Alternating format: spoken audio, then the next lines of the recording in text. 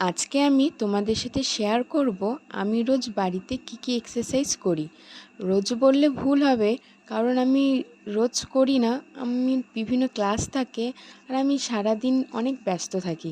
তার জন্য আমি যখনই সময় পাই তখনই আমার শরীরকে ফিট রাখার জন্য আমি যে এক্সারসাইজগুলো করি সেগুলোই তোমাদের সামনে দেখাচ্ছি। পুরোটা না হলেও আমি অল্প অল্প করে তোমাদের সাথে সব শেয়ার করব।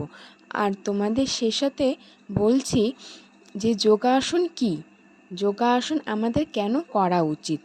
কারণ যোগ হলো একটি প্রাচীন ভারতীয় পদ্ধতি বা বিজ্ঞান, যার লক্ষ্য শরীর ও মানসিক উন্নতি ঘটায়।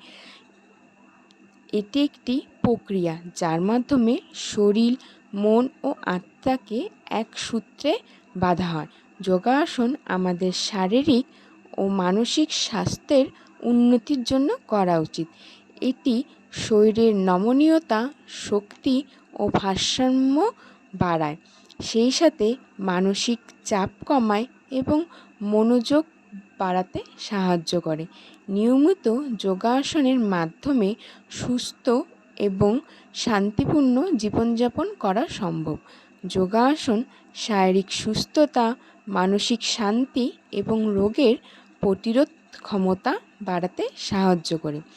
যোগাসন শুধুমাত্র একটি ব্যায়াম নয়, এটি একটি জীবনধারা যা শারীরিক ও মানসিক সুস্থতা প্রদানে সহায়ক।